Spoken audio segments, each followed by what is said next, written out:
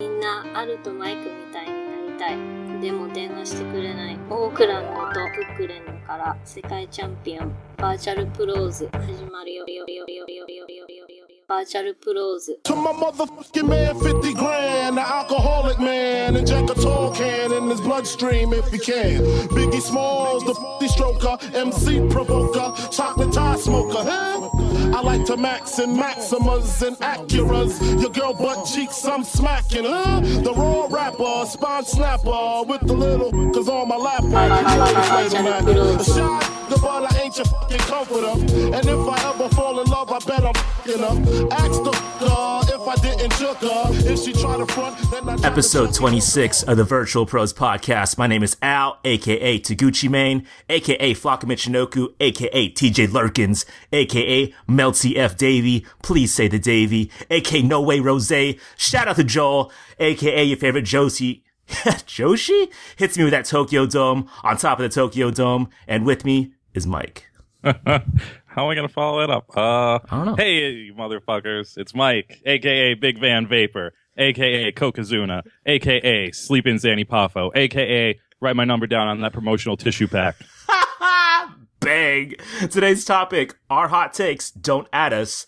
Hit us on Instagram and Twitter at VRTL Pros. Hit us on SoundCloud, hit that heart. And please subscribe to us on iTunes. Leave us a review. If we're negative, let us know. If we're not, also let us know. And if you want to email us, please do so at virtualpros64@gmail.com. Mike, we have some emails. Do you want to read them? Yeah, sure. The first one is from listener Kyle. This is Ghoul Summer 2017. Hey guys, killer podcast as always. I've said it before, and I'm sure I will say it in my next email too. By far the most listenable wrestling podcast in the game. Thank you. The musical interludes that you throw in, both in terms of length and musical selection, deserve some type of award. Dare I say that you guys are on the same level of Quentin Tarantino as far as hooking the people up with a killer fucking soundtrack. As far as Ghoul Summer goes, then he attached a video that I still have yet to watch because it's not wrestling; it's some weird thing. But I'll watch it one of these days.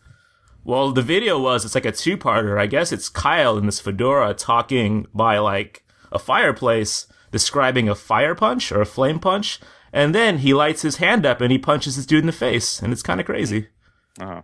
Oh, so it's actually Kyle that does this? I think so. Kyle, if this is you, man, let us know. But, thank you, man. We're getting a lot of love about the bumpers, and it makes me happy, man. That's all I got to say about it. I mean, like, Quentin Tarantino, though, it hits me right in the heart, man. Aw, how sweet. Right? Next email is from Welf. He says, why does Al hate fun? Before you start, he put in two hyphens, and I think those are Asian eyes. And Welf, you're not slick, dog. I see you. I don't like it. I don't know. I think that he has like a private email, so I don't know. It's weird. His email's right there, dude. I know what he's trying to say. I don't like it. Oh, his email doesn't show up in my thing. It's just two. It's the two little hyphens. Anyways, so last episode aired and not one mention of Lucha Underground Season 3 and or Delete or Decay. I would forgive it because it was a jam-packed episode, but I know it's sort of been discussed that Al isn't into either, so I want to know why Al hates fun. That's it. Plain and simple, Al hates fun. No Lucha Underground talk or Matt Hardy talk is lame. Who would have thought Matt Hardy would be the best thing in wrestling in 2016? And Al would be like, nope. Is it because he doesn't wear fancy Jordans? Al, you disappoint me. Fuck the Giants. Let's go Mets. This was too long for Twitter. Also, number 2, yelling at AIW wrestler that had cancer and has a shirt that says karma isn't real. Then number 2 yelled karma isn't real, but cancer is still my favorite shit from AIW show. Al, I still love you. Welf. I hate fun because I don't get a fucking El Rey network. And 2, I just like good wrestling, so that's why I hate fun, Welf. Also, fuck the Mets. Let's go Giants. This is the last week where we have to play. It kind of determines who's going to get into the wild card, and I'm super stressed out right now. I don't like it. Uh-oh. I mean, honestly, are you still into Lucha Underground, like Season 3? I don't hear a lot of talk about it these days. No, because I have, it's on Wednesdays, and I have to download it, and, like, we usually record Kissing Contest on Wednesdays, so it's, like... So it's not even worth, like, downloading it, sounds like. You're not making the time to watch it, so, like, it sounds like I'm kind of right. Yeah, I mean, I tell myself I'm going to start watching it again, but I'm just like, I'm lazy. Shit is trash. Shit is trash. I told everybody shit is trash. Last email's from DC. He says WCW hotline. DC here, aka Sausage Banks, Pause. aka Dr. Theft Steve Williams, aka Rashid Wallace. In 1996, we got a new service added to our phone line that allowed us to make free long-distance calls. I figured 1-900 numbers were considered long-distance calls, so I called the WCW hotline multiple times per day for about 3 weeks. Phone bill ended up over $1,000. My father was pissed at me. Then I explained why I did it, and I think the phone company pardoned it. That was so nice of them. Kind of a two-parter. I kind of wish I knew like what explanation you gave to your dad as to like okay, those phone calls or whatever, like those messages were like 2 minutes long. So it sounds like you called the hotline, like according to my math, like 81 times a day. And I don't think they updated that long. So I mean, I need some explanations. But yeah, $1,000, that's pretty crazy, man. You spent a rack on listening to, was it Mark Madsen talk? Kind of nuts. So yeah, that's it. That's the emails. They're all done. So I had one 2-man scramble topic. It's kind of multi-tiered, but you know, we'll see where it goes. TJ Perkins, he recently won the WWE Cruiserweight title, but he was like outed that day as some kind of like weirdo meninist that like believes strongly in men's rights. Like that was like revealed to me like right when he won. Like I had no idea he was like this. I can't front, it kind of bummed me out, but I'm not like trying to be friends with that guy. Like it's kind of like how you have to like, you know, at times separate the man from the artist. However, Mike, like what wrestler would you be like super bummed about if they were outed that they were a huge piece of shit? Well, Chris Benoit, still my favorite wrestler, so I don't really think anything's going to top that. I mean, like, I'm trying to think, because, yeah, honestly, like, I know Sabu's a piece of shit. Yeah. Yeah, I really don't think there's no one that's going to break my heart as bad as Chris Benoit, so I don't think it's ever going to happen for me. I mean, I'm jumping on the bandwagon on TJP because, like, he's hot these days. He's on Raw. He won the title. And, like, he's Filipino, as some you may know. I am also Filipino, so I feel like I have to root for that guy. But it is kind of a bummer that he's a piece of shit. Like, Pacquiao, go ahead. People love football. Everybody who's involved in football is a piece of shit. Everybody that's involved in all sports is a piece of shit. I don't understand why people care about other people's personal lives. I mean, the Twitter thing has kind of like made it so people have to care, I guess. But yeah, I don't know. I think from like a pretty young age, like even before the internet, I was like kind of deduced that like, you know, I hung out with like high school athletes and then like college athletes, and there are still douches in college. I don't think you just graduate college and stop being a douche and stop being like a piece of shit. So like, I just kind of assumed everybody who's into athletics is a piece of shit, but it hasn't stopped me from liking it. Yeah, exactly right. Like, I kind of want my heroes to be, like, not as transparent as, like, some people are. I just don't want to know about them. Like, I just want to have this idea that, like, they're just entertaining. I never want to befriend them. And I think that's okay. It's but I think that's an okay stance to take. Like, it is. I mean, I've always been like that. I really don't like listening to interviews or reading interviews with people I really like.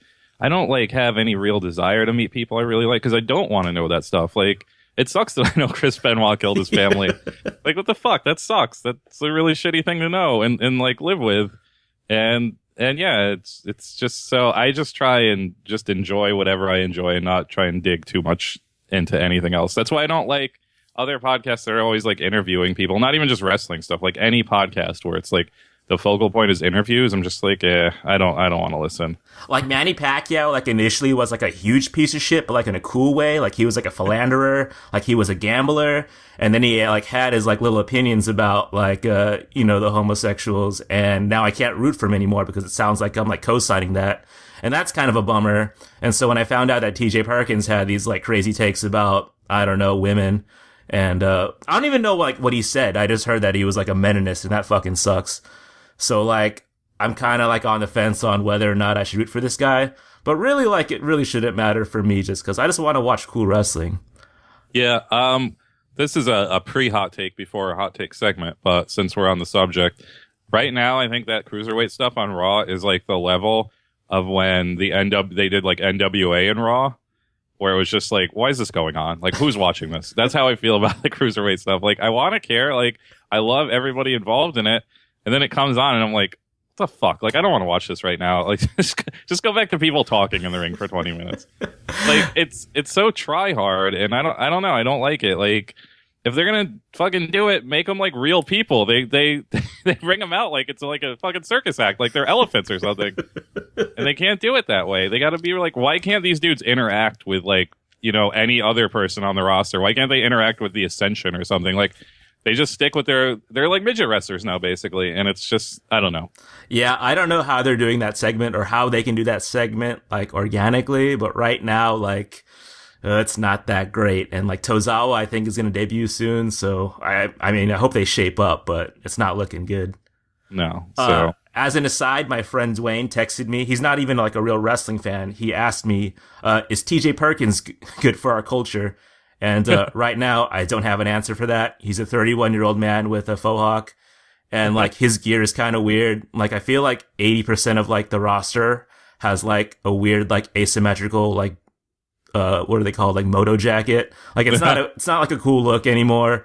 So I don't know if he's good for our culture. I think it's okay that he dabs, but I don't have a straight answer right now. Dwayne, sorry. He has to feud with Enzo at some point because Enzo dabs and wears Jordans too, and they're pointing it out.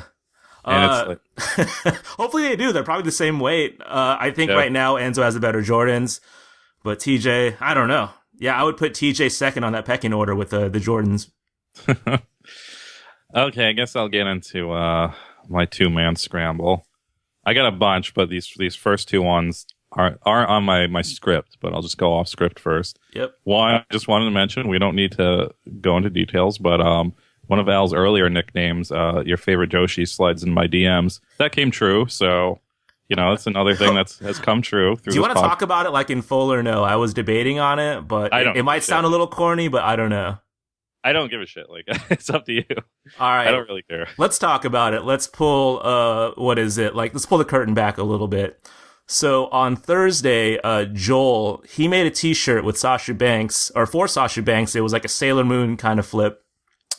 And she wore it and she Snapchatted it. And to me, like, he set the world on fire on Twitter. Like, a lot of people were like asking about like where to get this shirt. And I was so happy for that dude. Like, I feel like he's going to make like $27,000 in the next like 3 or 4 days. And then Sasha Banks, like, I guess she was going through his Instagram and she saw that he retweeted our shirt and she wrote something along the lines of, "Hey, I want this shirt too." And I was like, oh my God, we're fucking in. Like, she's going to wear this on Raw. Like, me and Mike are just going to be like fucking millionaires. And I texted Mike. Did you see this, like, as it went down or no? No, I was recording, so I was, like, trying to pay attention, but I couldn't. I was recording. So anyway, like, once I found out that she, like, showed interest in the shirt, I was like, that's it. So I slid in those DMs, and I was like, oh, mind you, she was saying something like, "Hey, I'm going to be in SF tomorrow." And I was like, well, this is destiny. It's going to fucking happen. Like, we're going to get that shirt in her hands. Anyway, I slid in those DMs and I was like, "Hey, I have a size small. If you're in SF tomorrow, I got you." And she replied back and I was like, well, this is it. Like, this is like the fucking, like, the breaking point here. Like, we're going to be just, I don't know, made, I guess. And then I get a text like 3 minutes later from my brother and he was like, "Dude, she followed you on Instagram." And I was like, well, this is for sure going to happen. Anyway, long short, like the next day, like, before I did like 80 push-ups in the morning and before like I sprayed like my nicest cologne, like, I was like, "Hey, Sasha, like, I'm free all day. If you like are free, just hit me up. I'll come by." I sent it through Instagram and like she read it and I got no response. And I was like, shit. Like, I checked my phone like 8,000 times that day. And then like I was going to leave the office and I was like, "Hey, listen, like, I'm going to leave. Like, wherever you're at, I can like stop by. Or if you like want us to mail it to you, like, I can do that too." 5 minutes later, I see that she saw it. No response. So like, I don't know what to do. I shot my shot. It was super heartbreaking. Mike, like, you gotta like talk me through this. Like, I don't know. I don't know how to cope right now. It's fucking hard. I don't know. It'll happen if it happens. That's all I could say. Sage advice, dude. I don't know what to do, but that day I was like super heartbroken. I think I like drank like 2 bottles of soju that day and I was just a total fucking mess. Aw. Right? Just a heartbreaking episode. Maybe she'll be back someday. Who knows? Yep. The other thing was that we did get a 2-star review on iTunes. I don't know if you wanted to talk about that due to all of your negativity on this show, Al. Is it my negativity? No, it's probably me. Yeah, how do you feel about that? Like, I feel like we have a pretty upbeat show, but I mean, like, a lot of the people that listen just love hearing shit talk. So, like, I don't really know how to move. Yeah, I don't know. Like, I don't care. I understand it gets too negative because I get carried away a lot. But the one thing is, it never gets negative about actual wrestling, and that's what the show is about. So you should look in that and not care. Like, I understand it probably takes over. You guys want to hear us talk about Raw recaps and stuff like that, and not anything else. So I understand, but I mean, I'm gonna try and keep it in check. If somebody pisses me off, though, I'm gonna air my grievances. It's my podcast. I'm allowed to do that, but I'm gonna try. I have some grievances to air with Al. Actually, the next subject. Oh shit, let's go. So there is a wrestler. She's a lady wrestler, and she wrestles in Reina, and her name is Francesca. and she is my favorite wrestler in the world right now. Why? And, go ahead. Sorry. And I follow her on Twitter, and Al always either deletes her or mutes her, and I have to like add her back all the time. And why do you do that, Al? Like, you follow all these people. I don't even speak English. There's fucking shit you can't even read. I'm following my favorite lady wrestler, Francesca, and you can't respect that. Dude, she looks like my aunt, dude, and like fucking freaks me the fuck out. And so, how does like, she look like your aunt? Your aunt's a babe, then. well, she's my aunt, so I can't say that about my aunt. But like, this woman, she like posts all these weird like Facebook motivational messages on Twitter. And I can't handle it, dude. Like, it's really like my Aunt Girly. Like, I really don't want to see it on my Twitter. Like, I use my Twitter for an escape, and you follow this woman. I don't even think she's really wrestled, so I don't understand why you say she's your favorite wrestler. Because I'm getting on the bandwagon. Dude. I'm getting on it early. No, anytime you follow her, I'm just going to unfollow. Like, I might block her. Like, I'm sick of it, Mike. Please stop doing this. Oh, she's such a babe. Francesca, she has such a bright future ahead of her, a big bright future. I will say though that Makoto right now is just stunting on the internet right now. Like, I don't know what she's up to, but good grief. I like translated one of her messages, and it was like, "I just want more followers," and it was like her in lingerie, and it's like, at least she's honest. Yeah, right. Good grief. Because a lot of girls just post that shit and they pretend like they don't know what they're doing, but at least Makoto's like, "Hey, look at me! I want more followers." I wrote down wrestling commentary, but I have no idea what that refers to, so I guess I'm just going to skip over that one. Huh. Okay, I was doing some Kiss card research last week. Yeah. As I do on the internet. And, because number 2 pointed me out that they sell those WWE card packs, but they sell them like hot packs, so you know that the Kiss card is inside of them already. Because somebody weighed them or whatever, so like they sell them for like $30. So I was like, let me do the math on this and see if this is worth my $30. So I was like seeing how much the cards were worth out of the pack, and I noticed that Bailey's Kiss card is the most expensive. And this might be a trigger warning because this might get real problematic and dark. But do you think that her Kiss card is the most money because it's like the most rare and she's kind of a popular wrestler? Or is it because a lot of wrestling fans have like little girl sex fantasies and she portrays that kind of little girl character? I'm like rubbing my forehead right now, and I just want to, like, I don't know, keep my job. You know what I think it is that I think like out of all of the women's wrestlers in the WWE, like to like weirdo like single wrestling fans, she might be the most like realistic like in dating. Yeah, that's true. Does that make any sense? Like, she just looks like your girl next door. Like, she just looks like the one you probably could talk to. Like, I don't know, the most approachable, I guess I'm trying to say. And so maybe that's it. I mean, also maybe someone has like a, I don't know, like a Beck's like card magazine, and it shows like how rare that card is. So maybe it's the rarest one. But that's my theory, I think. Okay. Yeah, I could buy that. That's a lot less dark than what I was thinking, but it makes no sense to me. I would always just assume the sexiest girl would have the most expensive Kiss card, but I don't know. I didn't buy the pack, if you guys are wondering. Well, I mean, Asuka's Kiss card on the market is going for $40. Like, if you're going to buy a pack for $30, like, why don't you just make the jump $10 more? You got your favorite one. No, when I was doing the research, you said that, but I think it's like $80 or something is the cheapest one I saw. That's a little too much. But 40 you're okay with. No, that's still too much. I mean, this is all too much. When I was researching it, I assumed all these cards went for like $300. Nah. So I was just like, fuck. This is like making money. And then there's like a Tamina Kiss card, and that one, goes for like $30 or something. Like, no one wants that. Yeah. And so I was like, man, they're probably all Tamina Kiss cards. Fuck this. Okay, I got two more because I can't remember this wrestling commentary thing. And it's going to haunt me forever. Wrestling commentary, I don't know. Yeah, I don't know. I need to take more concise notes. These both might be kind of long, but this one I came up with when I was thinking about, or when I was adding the matches that I added this week to the mixtape. It made me think about this subject, and this subject could probably be a full segment, but I'm just going to blow it all right here. But that's cool. What if you could choose any wrestling promotion from any era to tag along with for like a couple weeks, not as a wrestler or like anything important. Maybe you're selling merch. Maybe you're just documenting them, like the Almost Famous guy. Like maybe you're doing something like that, but just to like tag along with for 2 weeks, what would you choose? That's a fucking amazing question.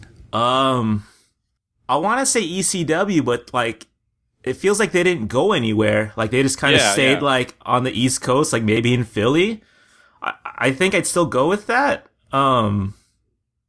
Yeah, I guess ECW, like 97, 98. Like, I bet it was like a wild time. But like, I think like to have like a crazy roadie experience, you would have to travel. Maybe FMW #2, like when they're running like the weird baseball stadiums, that would be kind of crazy as well. There are some characters there. Like you would have like the Americans and like Hayabusa hanging out. That would be dope. But I think I'd go ECW.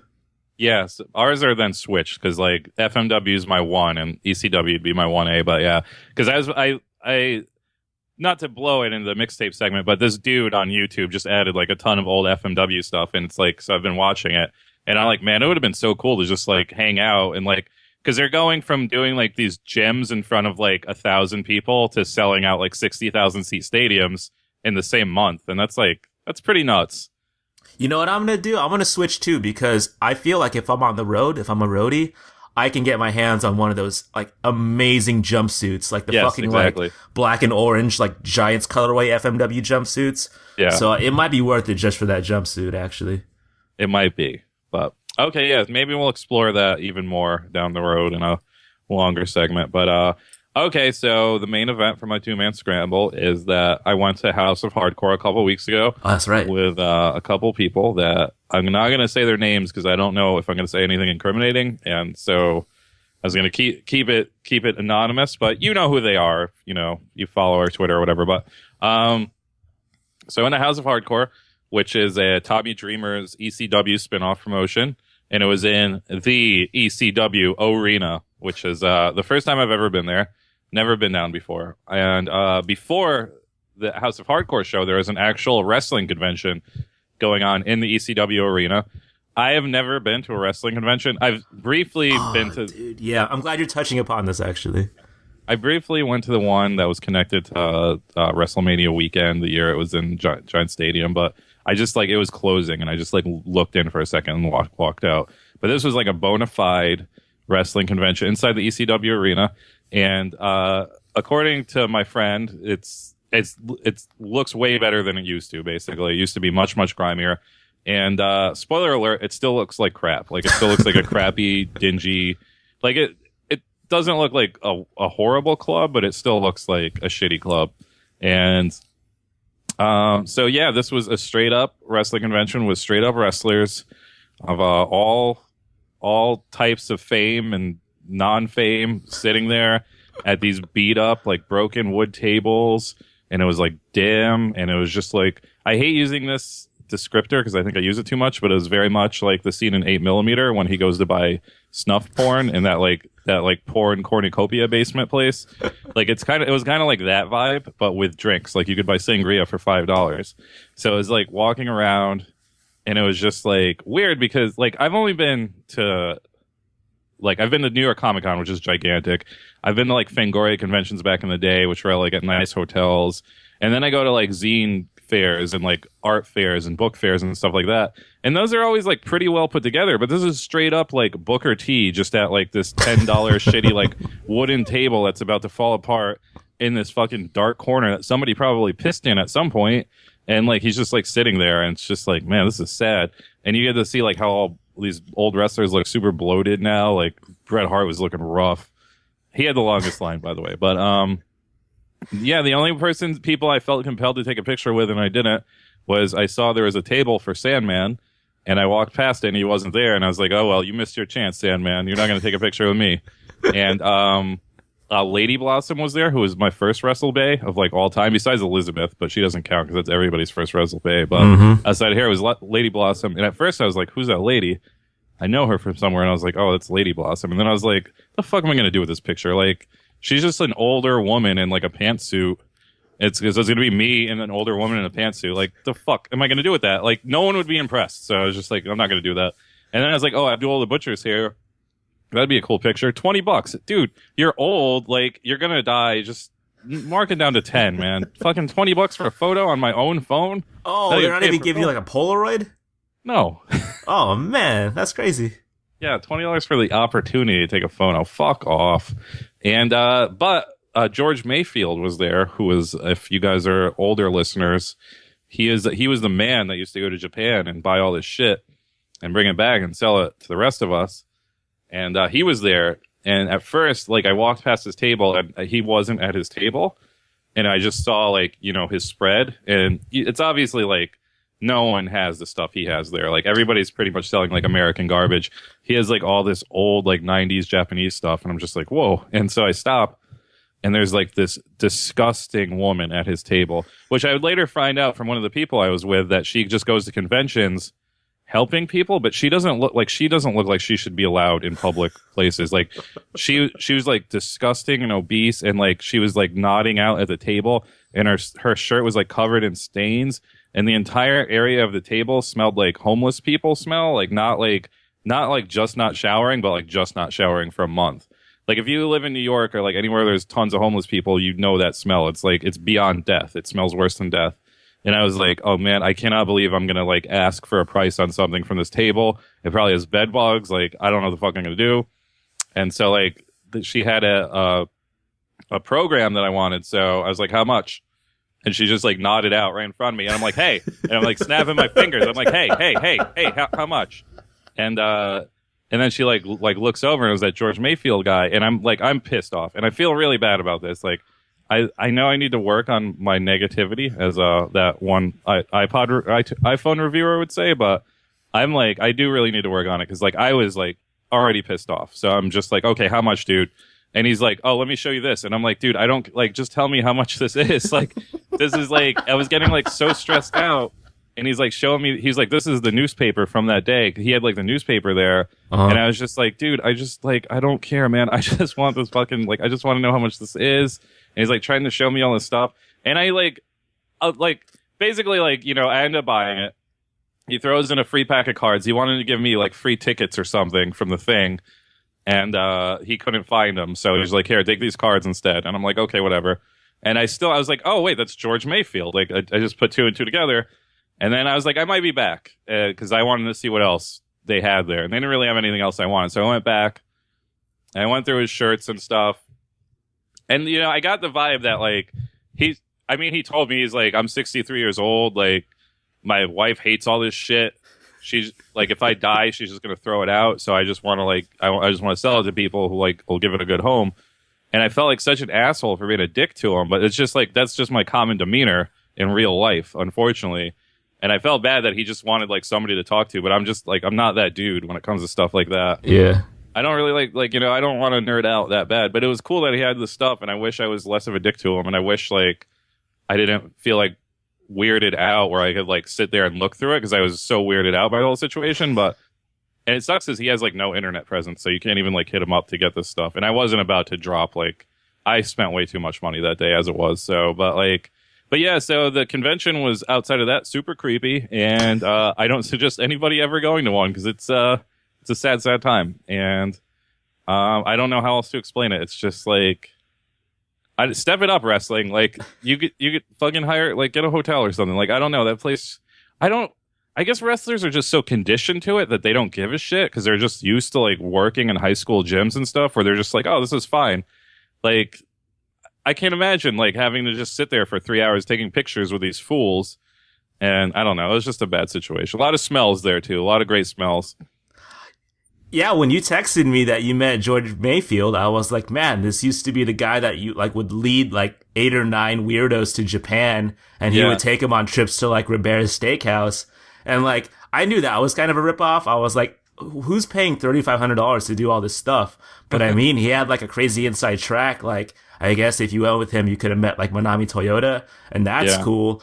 But the fact that you met him was kind of like crazy, and I kind of wish I was there. I wanted to see what he had. I would have spent like $8,000, I think, if I saw that dude. Yeah, if I like, it was one of those things where he didn't have a price. Like, basically, I ended up back there, and I ended up getting another shirt and a tote bag for Al. Thanks. And like, I was just like, I didn't even really want to ask for the shirts because I was like, because the program was $20, and from a dude who just like remedially looks at Totocon, I was like, this is too much. But I was like, what am I going to do? Buy it here or fucking go to Japan? So I was just like, $20 is whatever. And then he's like, no, wait, it's 25. And I'm like, dude, you can't no take backs. There's no take backs. You already said 20. And he's like, no, wait. And he opened it up, and there's it's autographed Konami Toyota. And I was like, okay, that's worth an extra $5. And so going off that, I was like, he's going to want like 40 or 50 each for these shirts. So I asked him, and he was just like 20. And I was like, damn. And I was like, how much for this bag? And he was like, if you buy them both, they're 25. So if I knew he was ready to go down to those rock bottom prices, I would have probably brought a couple extra $100 if I knew this was going on. But yeah, good prices, man. But yeah, then we went to I don't want to talk too much about this, but we went drinking after that, and then this other dude who I just met was my friend's friend was like, oh, we should go to this strip club. It's not really a strip club. It's a strip club, but it's not. And we're just like, okay. And what's that even mean? Yeah, that's what I was like, whatever. And like I was like, I'm not a strip club dude. This is gonna suck. And we go, and it's like it was the coolest strip club I've ever been to, because it was a strip club, but it wasn't like a strip club, because they'd dance for a couple songs, and then they'd walk across the bar asking for money, but they were like allergic to money. Like, it was crazy. Like, the first girl was like, I tried to give her $3, and she was like, is this your first time here? She was like, is this your first time here? I was like, yeah. And she was like, you don't need to give me $3. You could just give me $1. And I was just like, no, it's okay. I can give you $3. Wait, for a lap dance? I don't get it. No, just to like for tips, because like there's no lap dancing. They just dance for a couple of songs, then they like walk across the bar with their boobs out and talk to you, and like you just give them money for their hard work, and like and it's like it was fucking crazy. But yeah, you just give them like they don't even want $3, just $1, and it was so cool. Like beers were $3. You have to give this girl $1 like every 8 minutes, and it's like it was pretty cool. As someone from the Bay Area that has to pay like $18 for a beer, and that's okay, like I need to take like a month out of my life to go to the East Coast, because like every story that you have is just super weird. Like, you met Mayfield Mayhem, that's crazy, and you got to pay $3 for a beer. Like, I might need to do this sometime soon. Yeah, I mean, I know the big thing is now like we can travel to all these fucking countries, and it is great and blah blah blah. But if you live in a major metropolitan city like we do, it's pretty fucking nice to go to like South Philadelphia, or like just, some weird part of the country in America, because you're just like, holy shit, they have malls here. Like, they have all this stuff. They have $2 beers. They have strippers that don't want $3. Like, it's fucking crazy to do all this shit. But yeah, so by the time we got to the show, I was fucking super drunk. I met a couple listeners, which was cool. I met Brian Two Step and what up, Brian? Funky Ass DG. Brian bought me a shot, which was cool, because they were probably like $8, and because I was definitely at the arena at that point, and it's no more $3 beer. So thanks for that. Even $8 is crazy. What the fuck? Okay, really, $8 for a shot? That's crazy. Well, of what? Like Fireball. Yeah, $8's a good price for a normal bar in SF. That's a good price. That's a good price, honestly. You're just not going to the right bars. You're going to some fancy boy bars. Yeah, it's who I am. I can't fucking help it. Yeah, I'm a little more working class, I guess. But yeah, so I was fucking drunk, and the show was whatever. Like, we never even sat down. We just like walked around the whole time. We got a picture with Joel Gertner, and I was so drunk by the time, but it was Ricochet versus Sami Callihan. Yeah. And I was just like, yo, I'm going to start both these guys chant. And I like, I tried to do it like so many times. I was like, wait, I got to do it now. And I would do it, and there was just like this one guy who'd like look, and he'd see me do it, and he'd start doing it, and he was like the only other guy to do it, and I was so bummed because I tried it like 4 or 5 times. Like I was just like, okay, this is a good time. I'm going to do it now. And outside of that, I was watching most of the main event with Baby Maxwell from the Hardy fame. Yeah, well, Matt Hardy's little son, because he was there at 11 p.m. past his bedtime with his nanny or whatever, and they were just like standing right near me. That kid, I don't know, like that kid is either the chillest kid ever, or he has like some problems. Because like he is so expressionless. Like I do not like babies. I don't like interacting with them. And I was like, doing all the dumb baby shit you do to babies to get them to smile, and like this kid did not give a fuck. So I don't know. He's fucking over life already. The kid's like probably 1, and he's just like, fuck, I don't care. He's like, I'm already a grizzled wrestling veteran already. That dude's gonna have like one of those booths at that convention when he's like 4. Set up, taking pictures for $20 with fucking losers. Okay, that was my 2-man scramble. I'm done. All right, up next, our hot takes. Don't add us. Please stay tuned.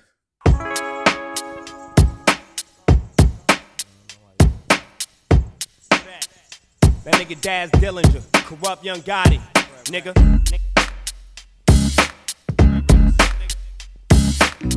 West Coast, California living, nigga. Yeah. Millie monotone, Cyclone Stallone, Marone, chaperone, shiny chrome Capone, smashing in the 82, brand new Brougham.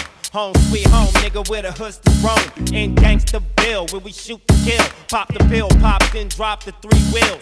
The telltales, fly high as a gazelle. The hellhounds came through to drown the well. Pronounce, denounce, stripped in that cell. Soak in a cloud of smoke, then inhale. Hold it in, never exhale. Smoke sprint in the zone, I'm in, oh well. Fuck you and your mama. Drama, Holocaust, through Anaconda. Nigga, I'm blasting on you, your home for your whole hood. Fuck y'all, punk bitch made niggas on sight. Let off on sight. Taking off on the first thing in sight. Fuck y'all niggas Act like they gon' get with me when they see me on sight. But I don't give a shit, you bitch, cause I'm a gangster. And welcome back to Virtual Pros, episode 26. Today's topic, our hot takes. Don't add us. Like, I've seen this a lot where people will drop their shitty opinion and then say, like, don't at me on Twitter. And that kind of defeats the purpose on Twitter, I feel like. Like, I feel like you want people to talk to you, so you just sound like a total coward. But I thought we would try this. We got a lot of response about how I think 6394 is trash. And so maybe you and I can share our weird, controversial opinions about pro wrestling. Mike, did you want to lead off? Sure. I feel pretty sad, or not pretty sad, but I feel like I'm going to let everybody down because I feel like people probably think I'm going to have some fire here, but I don't. I mean, my takes are probably more toasty than hot. And I even say, like, my hottest takes are probably just because I'm so old and washed now that my hottest takes are that I still have the same opinions about the wrestling 15 years ago that I do now.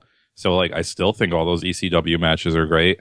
And I still think 6394 is great. And I think now, like, with all these young kids, they're just like, no, that's dad stuff. And they don't get it. But so I think that's my hottest take. So my actual hot takes I'm going to say in the show are going to seem lame. The last one that I'll say for last is definitely weird. And I feel like people will agree with me after I say it. But I'm going to start off easy.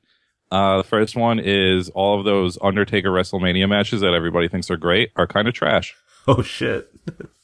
I don't know, like, Undertaker as a wrestler never clicked with me. Obviously, the gimmick is amazing, but I think that dude kind of sucks as a wrestler. Like, he's very impressive. He's a giant man, and he could do topes if he wants, and he does, like, other pretty amazing shit for a guy his age and his size, but I don't know, like, all of his matches are just, like, so, like, all the bigger ones. The first Shawn Michaels one is the best one, and then they just degrade from there, but it's just big match, lay down for 20 minutes, or a big move, lay down for 20 minutes, big move over and over again.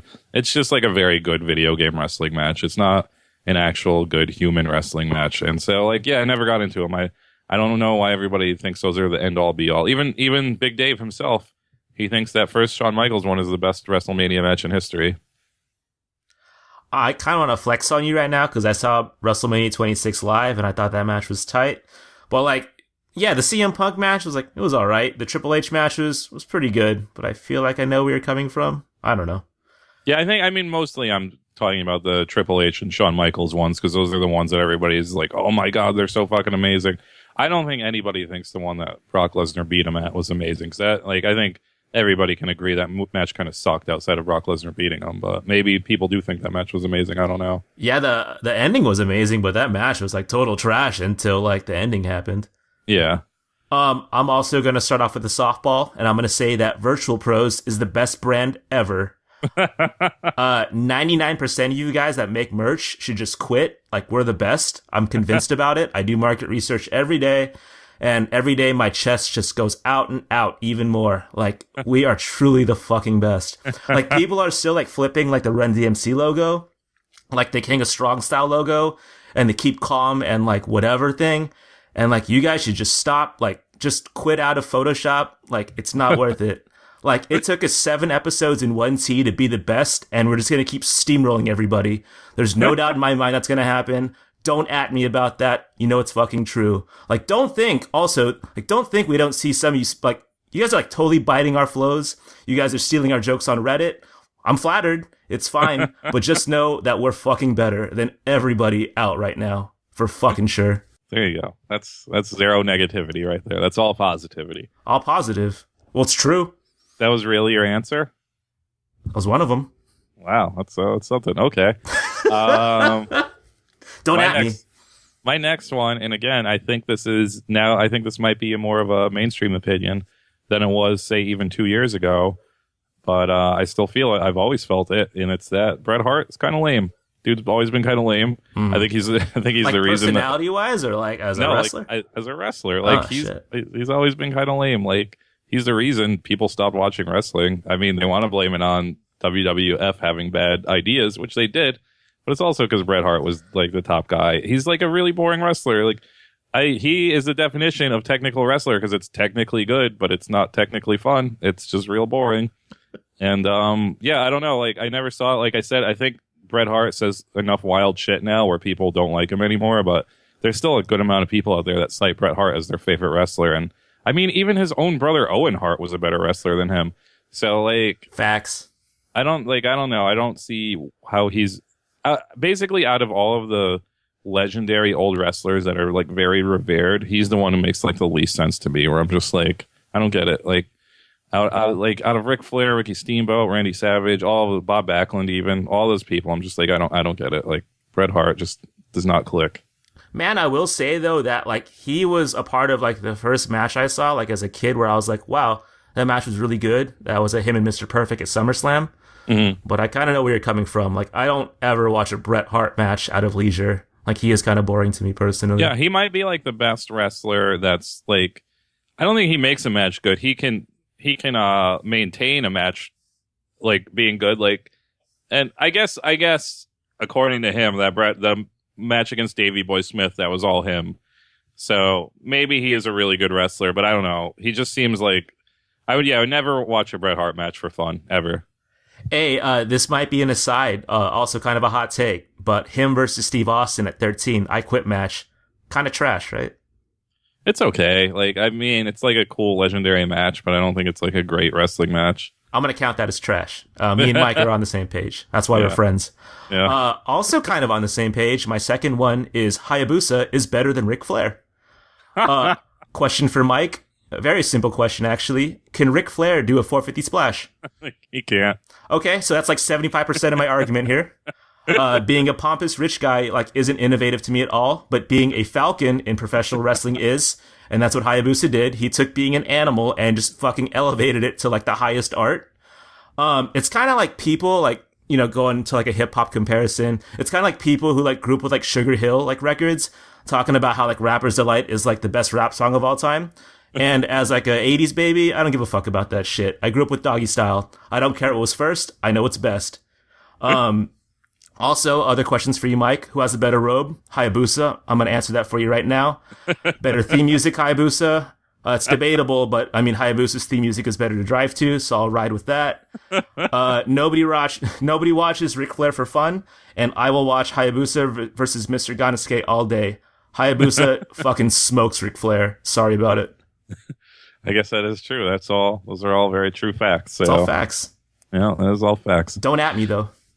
Okay, my last one. This is a quick segment, but my last one is the weird one, and you might hear this and think, oh, Mike's retarded or Mike's stupid or whatever. But you really sit down and think about this, and you're going to be like, oh man, Mike is totally right. And that is that in 2016, in modern times, any tag team that is like they match together, like the Vaudevillains or even the Rock and Roll Express, but they're not modern. But the Ascension, like tag teams like that, are weird and unsettling because it's modern times. Why would you do that? Like, it's just so weird to think about two dudes that are just like, hey man, like okay. Here's a good example. We do a podcast. It's called Virtual Pros. If we were to ever do a live show, the live show would be called Virtual Pros. How weird would it be if we showed up wearing the same exact thing and we're just like, yo, we're going to podcast now? Like, that would be fucking weird. We're two separate people with two separate personalities.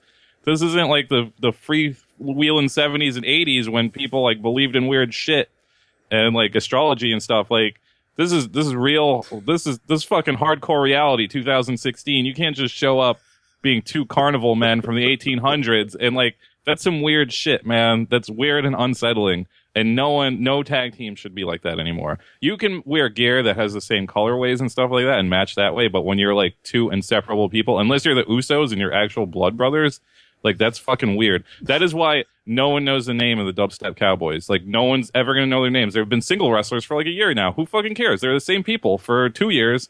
No one knows who they are. Yo, I'm a dreamer, as you guys could have told by the Sasha Banks thing I went into. And I think of Mike and I's eventual Frank 151 photo shoot. And in that dream, we're not matching. So I kind of co-sign you there. But I can kind of see why they match. It's kind of like why people match like when they're on like the same basketball team. Well, this started out because I honestly think tag team wrestling is like an antiquated gimmick as a whole. I think it's a real odd thing to bring to the table in 2016. Yeah. But I can understand why people like it. It's an attraction like women's wrestling or midget wrestling or, handicap wrestling, whatever the fuck you want to. It's an attraction outside of the main show, but it's not even tag team wrestling I have a problem with. It's just tag teams that match because it's such a weird dynamic in 2016 because it's not like this stuff isn't real anymore. Like when it was real, you believed like the Rock and Roll Express, that's how they dress. Like, they were like, we're fucking cool as hell. We're gonna match. We're gonna be in this. So wait, you just want like two people to come together like a pickup basketball game, like and win the tag team titles?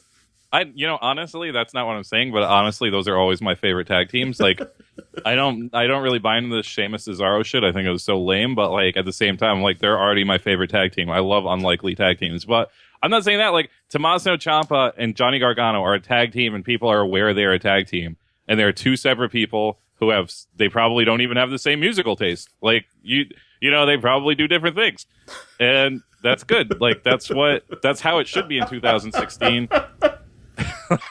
Like back Midnight Express, Rock and Roll Express, because you were just like, oh, they're tag teaming the same girls, like they're ordering the same drink at the bar. But that's not how life is anymore. You can't. That's just a weird, unsettling thing to think about. So if you are in a matching tag team with your friend, just wear something different. Stop it, because it's weird. You won this segment, dude. You fucking sold me. I think it's weird now, too, that Chad Gable and Jason Jordan were matching singlets now. And I can't unsee it. Thanks a lot, Mike. I mean, I will even give them a pass, but, like, because they're actual wrestlers in real life. So, like, maybe that's all they own. But, like, the Vaudevillains in the Ascension, it's like, dude, no wonder you guys are failing. Like, no one believes in you anymore. You're not from the wasteland. You're from New Jersey. Like, you fucking have a car and a house. Like, you're not, I don't know, it's just fucking dumb. I can't match this. My last hot take, this is kind of my most genuine one. American women's wrestling will never be as strong as Japanese women's wrestling.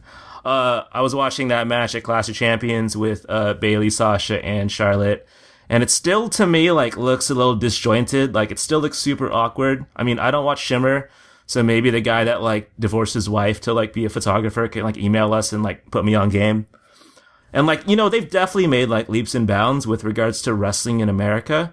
But, like, no one's coming close to, like, Meiko Satomura or Io Shirai. And I don't know, like, how they can catch up, but I just don't think it's ever gonna happen. Like, it's probably for the best because some of those, like, Japanese women's wrestlers have, like, a fucking death wish. Like Kairi Hojo took like a pile driver from the apron to the outside, and that's not advisable. So like, it's always going to be second best. She got for real best. fucked up from that. She got for real fucked up from that. Yeah, of course, because no one's supposed to land on their head fucking like 8 feet from the ground. So yeah, of course. So maybe it's for the best, but I just don't ever see it coming close to Japanese women's wrestling. Yeah, I think you'd have to be dumb not to agree with that. If you guys don't think so, watch the documentary Gaia Girls, which is on YouTube in very poor quality and other streaming sites.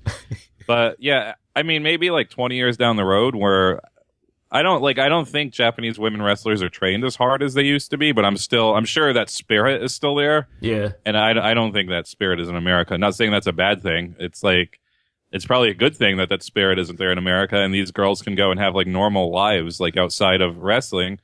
But yeah, I don't think it'll ever be as good either. Yeah, watch that clip of Meiko Satomura just duffing some girl in the mouth with the dropkick and just making her just bleed all over the place. It's fucked up. Just search Gaia Girls if you've never seen it. It's a pretty intense documentary. Even if for some reason you're listening to this and you don't like wrestling at all or women or anything, just watch that documentary. It's pretty amazing. Those were our hot takes. If you have any, please share them with us at virtualpros64@gmail.com. Up next is the main segment. No, it's not. It's the Virtual Pros mixtape segment. A lot of Big Egg Dome and a lot of midgets. Please stay tuned.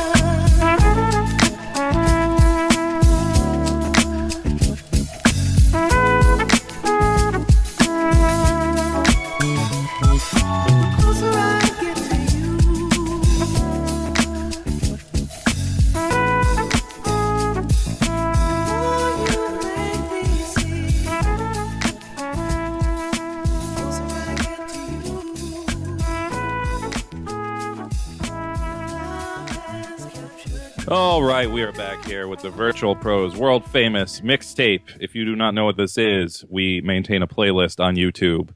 You can go to search Virtual Pros on YouTube and our channel will pop up, or just Virtual Pros mixtape and the playlist will pop up. Subscribe to that shit, follow along at home, and you could watch these matches with us, or you could watch them after the show, or you could not watch them. Who cares? But this week we both picked two matches from the Big Egg Universe show, which is the t-shirt I bought from George Mayfield. Yep. And two matches from FMW from this dude who just uploaded a ton of FMW. I'm not going to give you his name. You go check out our playlist. You find out his name and you could subscribe to him too.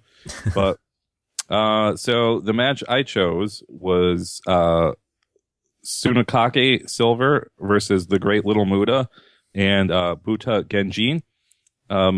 So basically, this Big Egg Universe show is 90% a women's wrestling show of all the different women's wrestling promotions of 1994 in Japan. This was a 10-hour-long show.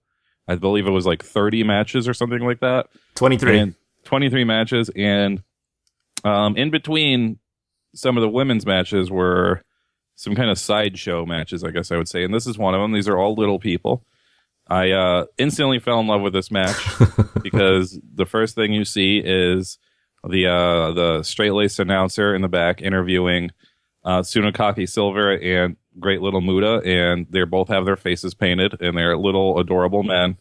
They look problematic. I think Tsunakake... Oh, no, I'm sorry, Buta Genjin is his popular partner. Buta Genjin has some problematic makeup, which may or may not be blackface. I don't know.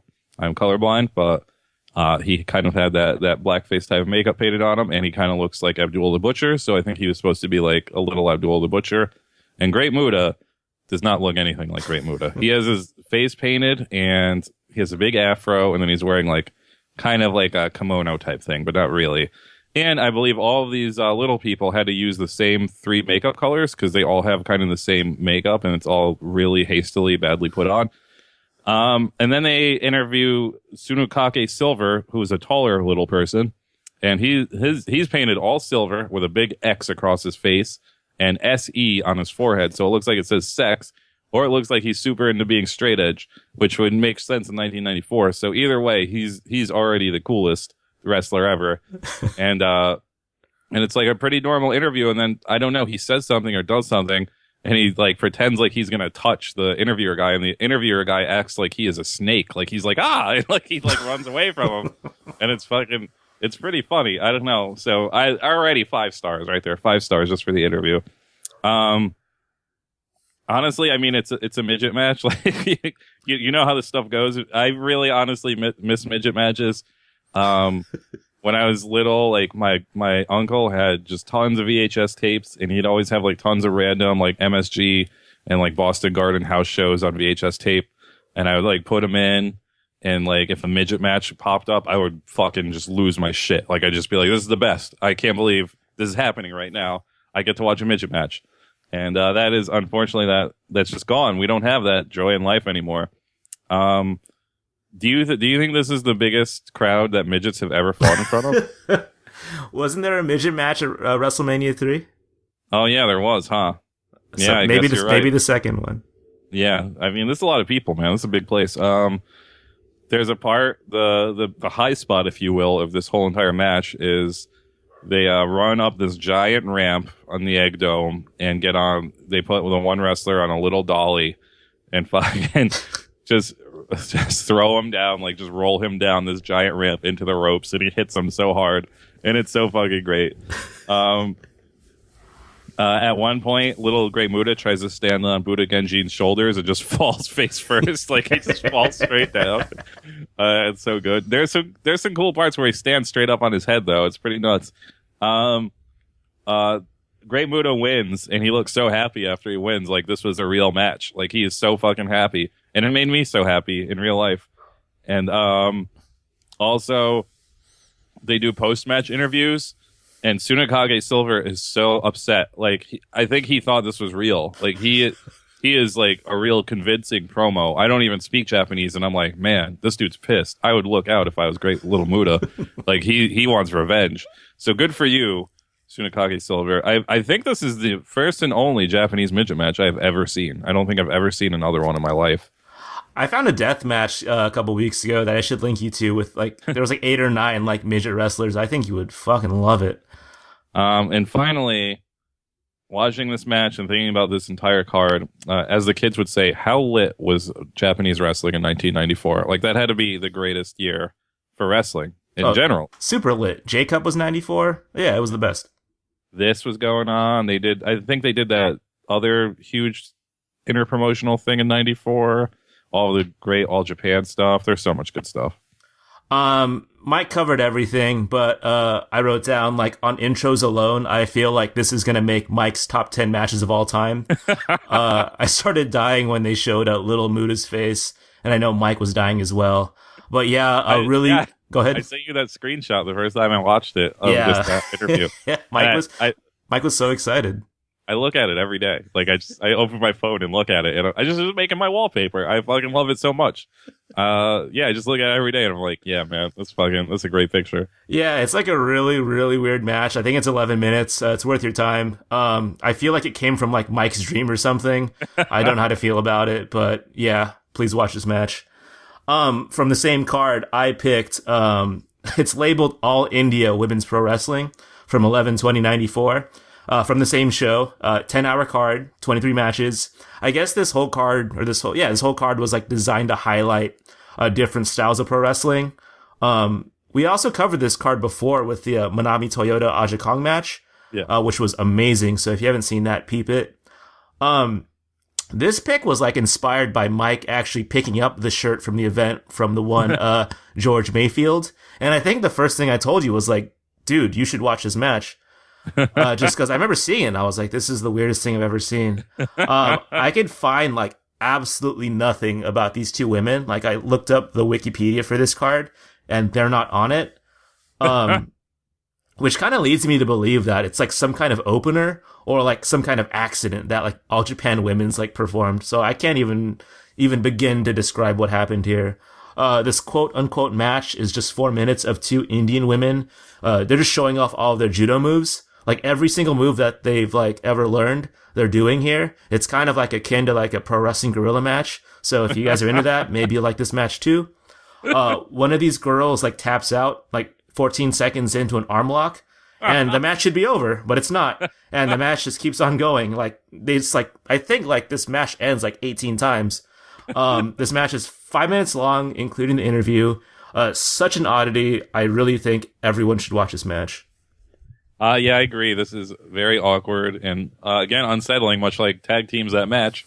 It is, it's basically like, it's like basically a display, if you will, of these women doing all their moves, in really ugly bathing suits and shirts. And it's, it's just so awkward to watch. This is the first time, I think, ever in a Japanese wrestling match I've noticed people get up to use the bathroom in droves. I don't think I've ever seen that outside of like intermissions, but like people are just like, okay, like, Right? okay, what's going on? This is weird. Even the interview in the beginning when they're interviewing these women are super awkward. And to top it all off, at the end, they give them what looks like boxes of candy and a gift certificate to Olive Garden. And I was like, that wraps it up. That makes this the perfect 7-star match. There we go. But yeah, if you have not seen this, it's super quick. You don't even need to watch the whole thing. Honestly, just watch the beginning interview and watch 40 seconds of the match, and you'll get the gist of it. It's super weird, and I can't believe they did this. And it's just crazy how like they really need to make like a Wolf of Wall Street type movie about Japanese wrestling in the 90s. I know this is a very niche market. That's never going to happen.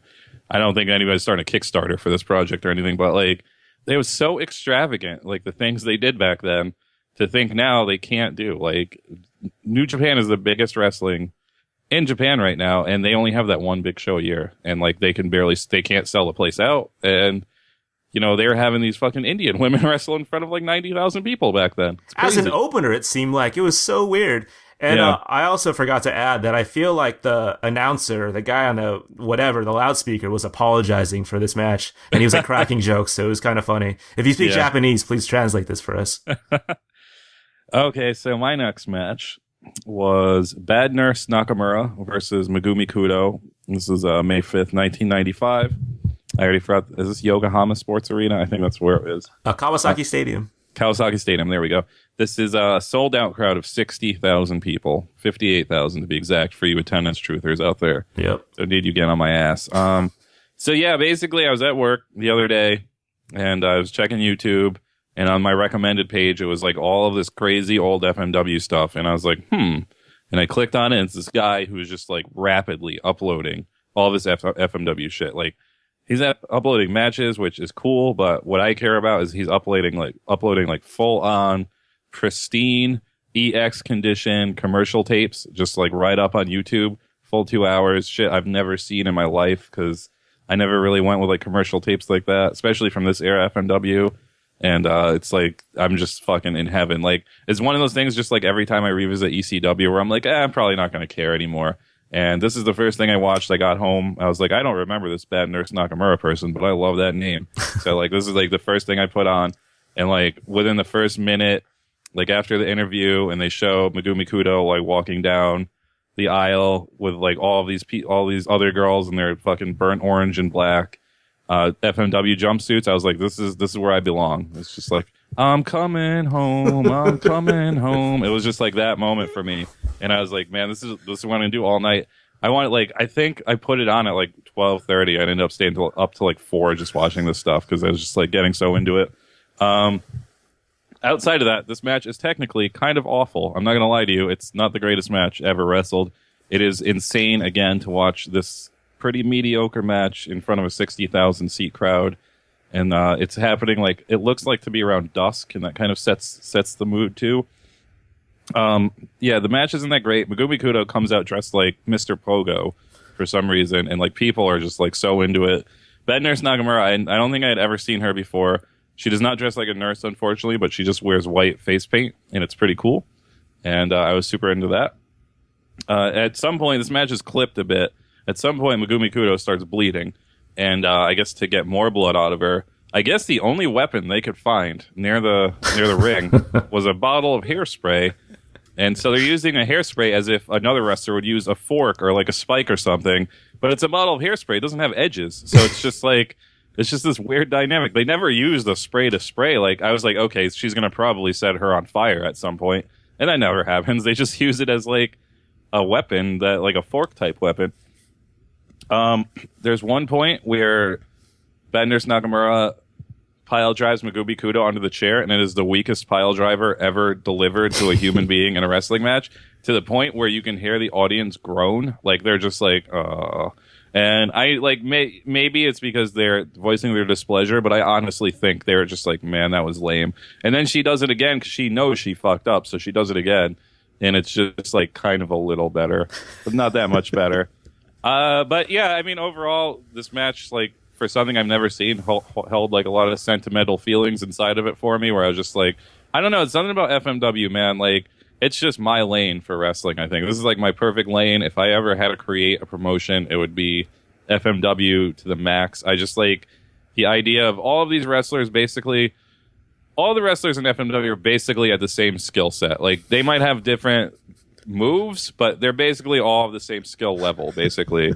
There's no ace of FMW. Like, Hayabusa is like the closest thing, and he doesn't count. You just have all these brawlers, all of these outcasts, all of these like American gaijin outcasts that like no one wanted, that are just there. Fucking Leatherface pops up every once in a while to just do a chainsaw thing, and like fucking Ricky Fuji. Where else is Ricky Fuji going to exist in this world outside of FMW? It is just like this amazing microcosm of wrestling.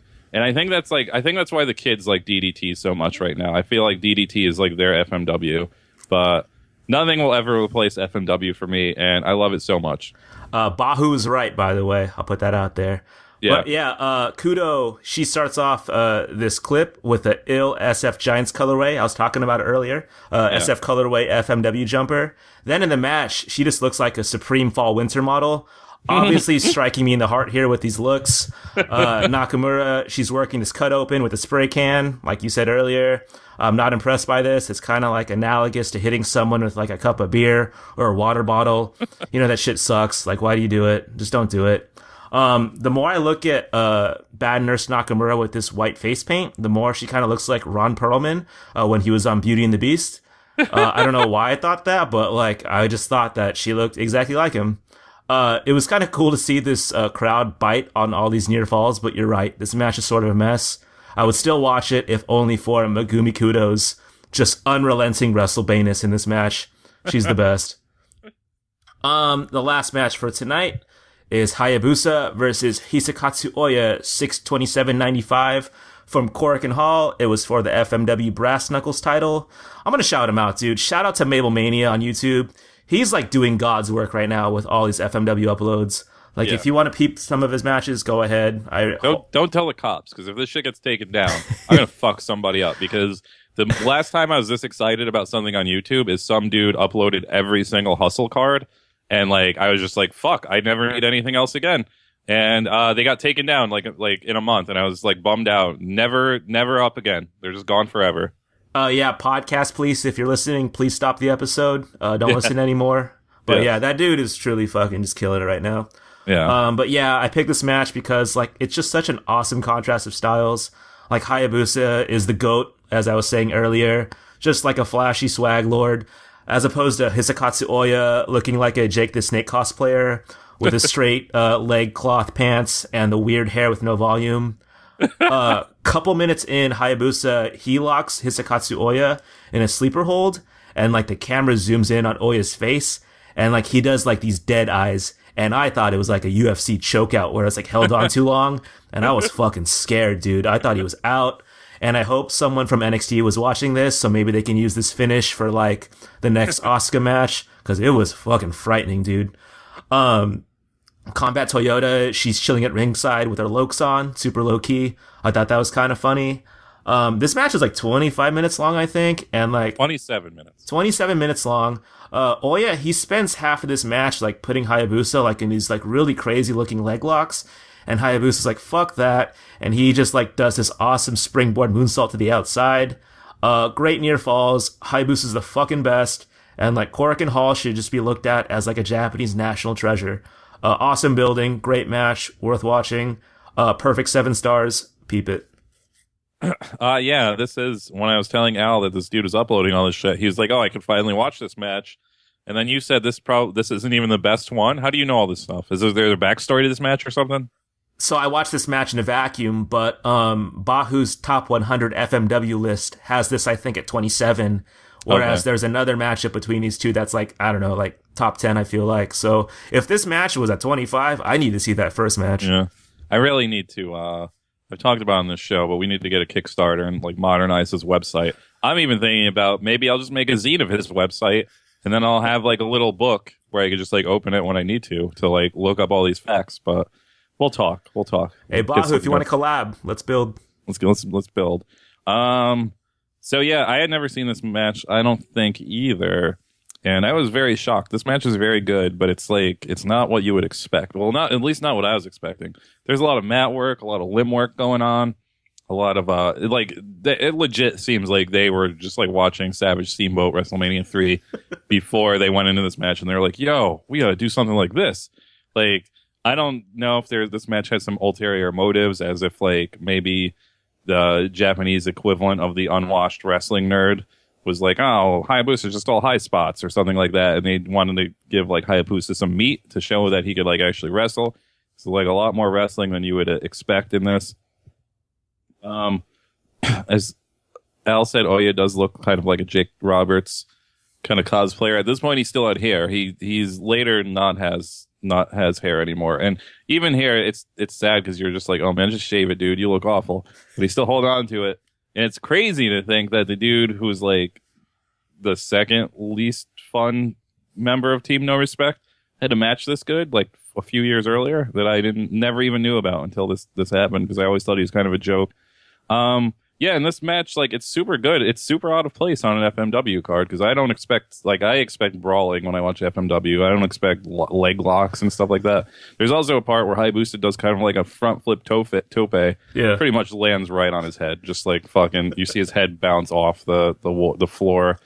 And it's just like, yeah, dude, that sucks. But yeah, definitely, if you're in FMW, check this match out. I have a feeling if you're not into FMW and Hayabusa, maybe you'll just be like, whatever. But yeah, that's pretty much it. Yeah, if you're not a fan of FMW, maybe this won't have the same kind of feelings for you, but it's a pretty great match. If you're not a fan of FMW, what are you listening? Like, why are you listening to our show? It doesn't match. Yes. That was episode 26 of the Virtual Pros podcast. Hit us on Instagram and Twitter at VRTL Pros. Hit us on SoundCloud. Hit that heart. And if you haven't already, please subscribe to us via iTunes. Leave a review. If you think we're negative, let us know. If not, also let us know. Mike, last words. You can have a tag team with your bro, but just don't match too much. No matching out here. Episode 26. Peace.